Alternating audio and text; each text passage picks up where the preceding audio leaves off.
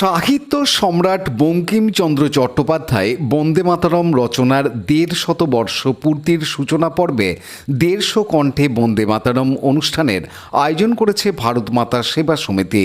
বঙ্কিমচন্দ্র যখন হুগলিতে deputy magistrate ছিলেন সে সময় চুঁচুড়া জোড়াঘাটে বন্দে মাতরম ভবনে থাকতেন। তার জন্মস্থান নৈহাটির কাঁঠালপাড়ায়। তিনি বন্দে মাতরম রচনা করেছিলেন ১৮৭৫ সালে। জোড়াঘাটের বাড়িতে আনন্দমঠ উপন্যাসে সেই লেখা তিনি ভবানী পাঠকের মুখ দিয়ে বলিয়েছিলেন দেশমাতৃকার বন্দনায়।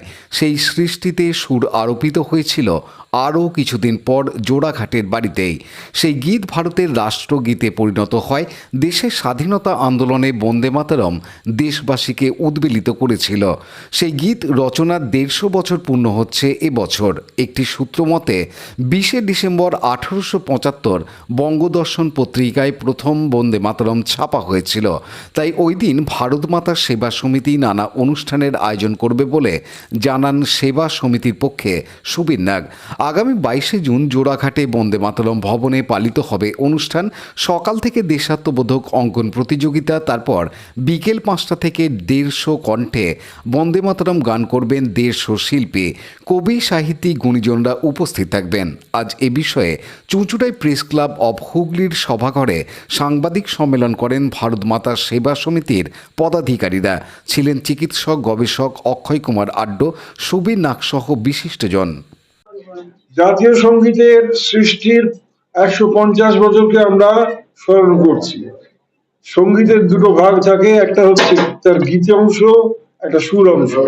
গীতি অংশ তিনি বঙ্কিমচন্দ্র কাঁঠালপাড়ায় রচনা করেছিলেন, আর তার উপরে সার্থক সুরারোপিত হয়েছিল আমাদের চুঁচুড়া শহরে।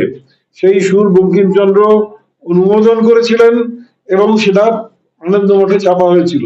অতএব এটি হচ্ছে বন্দে মাতরমের প্রসূতি ভূমি এবং সৃষ্টিটা তখন নিতে হবে পুরো সমস্ত অংশটা নিয়েই।